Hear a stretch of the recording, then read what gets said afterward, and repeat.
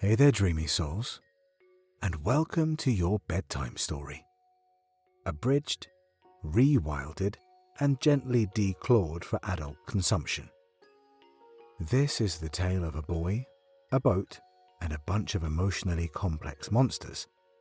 We've trimmed the tantrums, polished the primal roars, and left just enough wonder to make your inner child say, "Yes, I too have ruled a kingdom of chaos."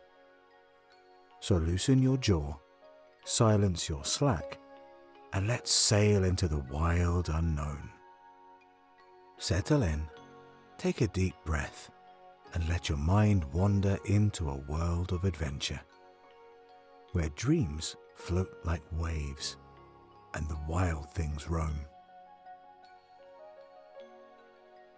There once was a boy named Max, and one evening, dressed in his wolf suit, he felt wild. He stomped, he roared, and mischief filled the air.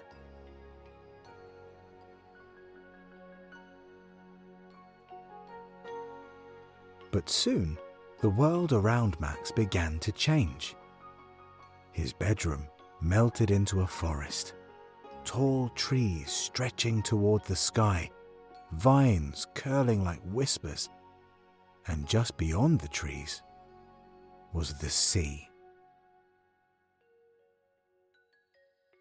A boat appeared, bobbing on gentle waves. Max stepped in, sailing across waters as smooth as silk. The wind hummed a quiet lullaby, and stars above glowed in silent wonder.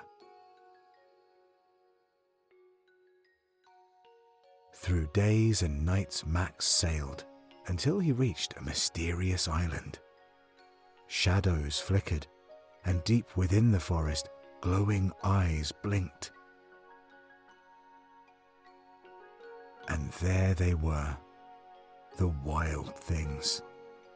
Large with shaggy fur, horns twisting like tree branches, and eyes full of curiosity. They roared, but Max did not run. Instead, he stood tall, lifting his hands high, showing them his wild heart.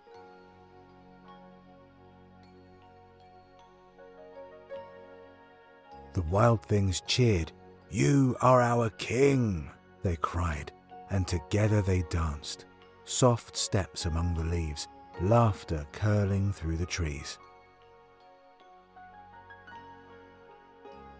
But soon, as the moon rose, Max felt something, a warmth pulling at his heart.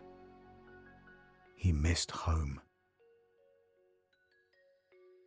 So he climbed back into his boat, sailing once more across the wide and whispering sea. The water rocked him gently, carrying him home on waves of dreams. And when he stepped into his room, everything was just as he left it, and waiting there was his supper, still warm.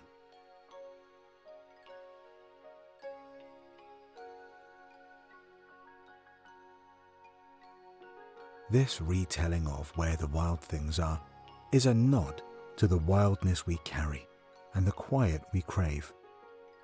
It's about leaving, longing, and learning that sometimes the most powerful magic is a warm supper waiting at home.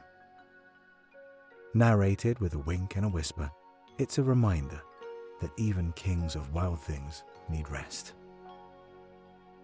And that's our story.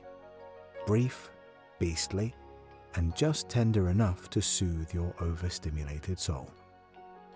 If it made you grin, tear up, or momentarily forget your existential dread, give it a like, share it with a fellow wanderer, and subscribe for more bedtime balm.